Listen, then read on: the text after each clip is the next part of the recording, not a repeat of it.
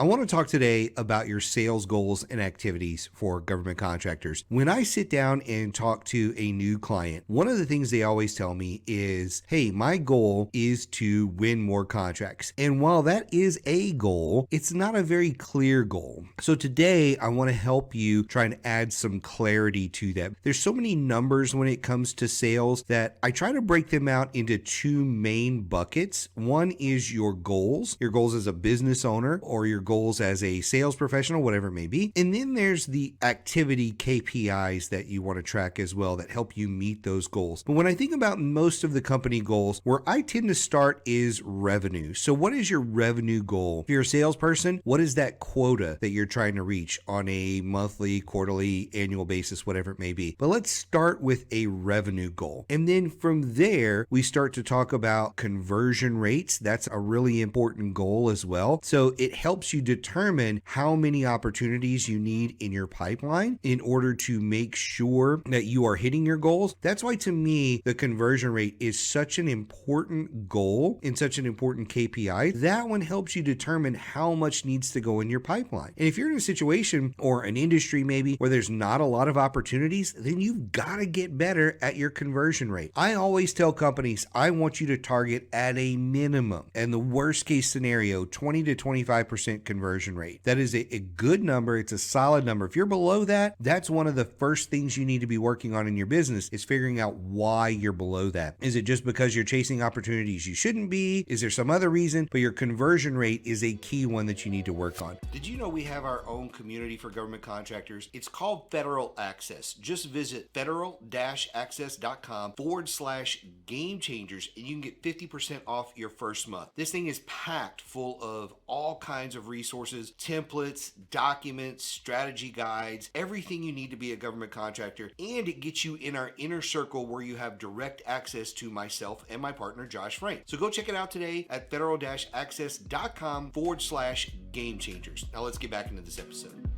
The next one is average contract value. It's really hard to hit your goals if you're not looking at this. Let's say that you want to hit $1 million in revenue. We're just going to use that for the simplicity of the math here. And most of the contracts that you're putting in your pipeline are only $10,000 to $50,000, and you still have that 1-to-5 ratio. You've got to put a lot of contracts in your pipeline at $10,000 to $50,000 to hit $1 million.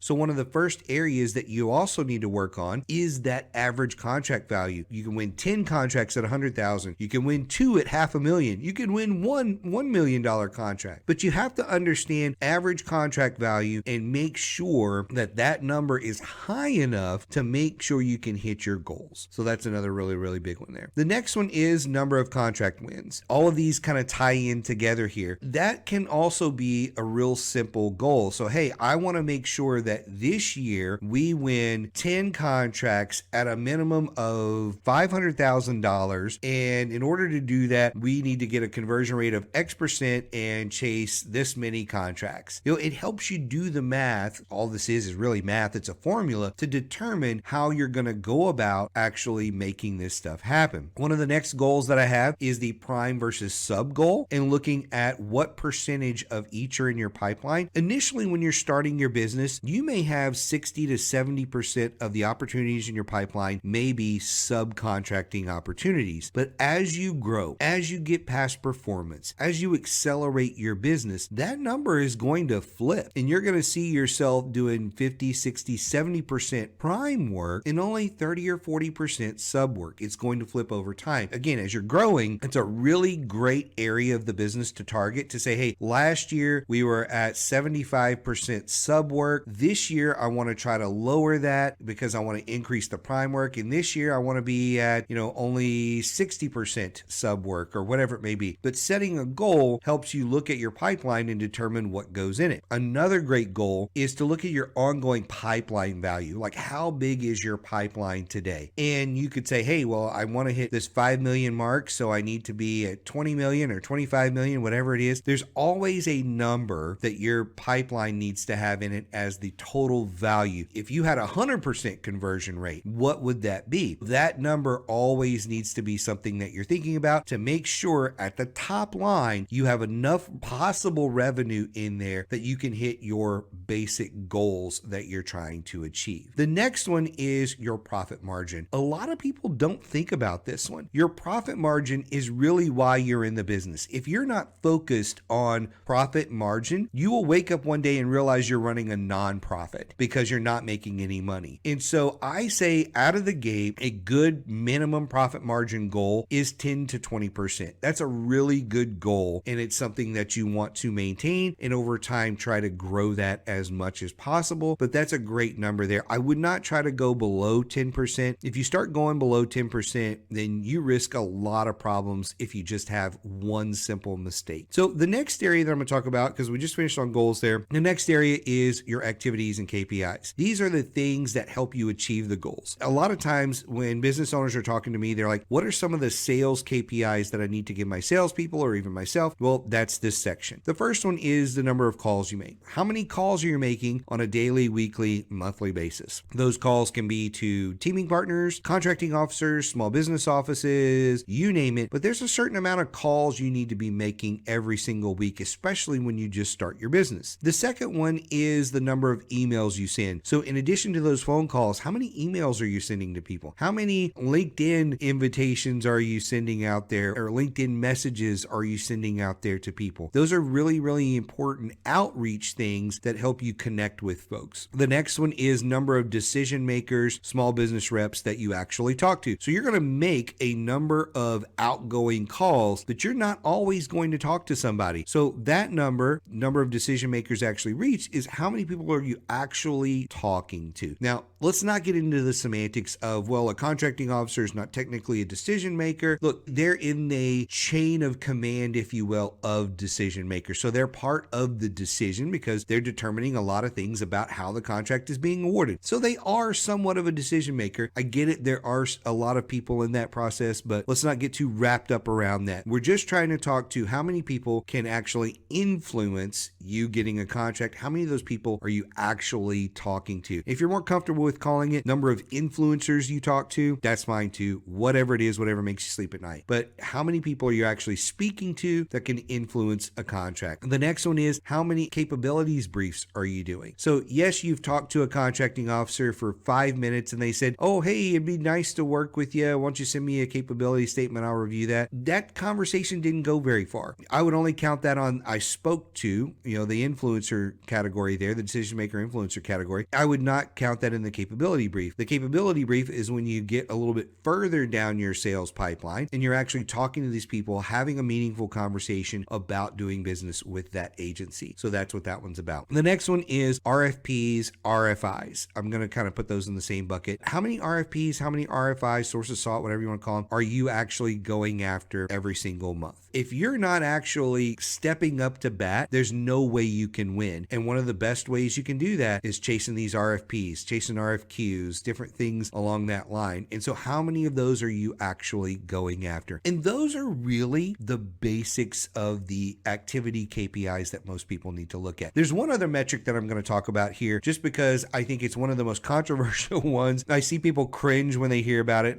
so I definitely want to talk about it. People talk about their P-win all the time. People often confuse P-win with conversion rate because people say, well, what's your P-win? P-win is based on individual contracts. The technical term is the probability of winning. That basically means when I sit down and look at, I'm going to chase an RFP, I sit down and say, well, what is the probability I win this? Do I have past performance? Do I know the customer? Do I have the right teaming partners? Do I have the right certifications? Do I have the right credentials? You put all of these things into a bid, no bid process, and that should spit out a percentage chance of you winning that contract. That's your P-win. That is not your conversion rate. Your conversion rate is I've chased 10 RFPs, I've won 5 of those, I have a 50% conversion rate. See the difference there? Hopefully that helps clear that one up because I know P-win is one of those where people are like, my P-win is, you're probably thinking your conversion rate, you're just using the term P-win. So hopefully these are helpful for you. There's an infinite amount of these that you can actually come up with, but these are the basics that I think everybody should have. And ultimately what I think you should do is build a KPI dashboard, whether you're using your CRM and your CRM can spit set out all this data, or whether you set up a simple spreadsheet, it really doesn't matter to me. But ultimately, this data should go into some sort of KPI dashboard so you can track it on a daily, weekly, monthly basis so you know you're making progress towards your goals. So if you have any questions about this, as always, you know how to reach me. If you are brand new into your business, I'm going to make a recommendation that I think the next podcast you should listen to is called Your First Year in Government Contracting. It's a great, simple podcast that walks through a lot of the fundamentals that I think make it super, super easy for people to understand their first year in government contracting.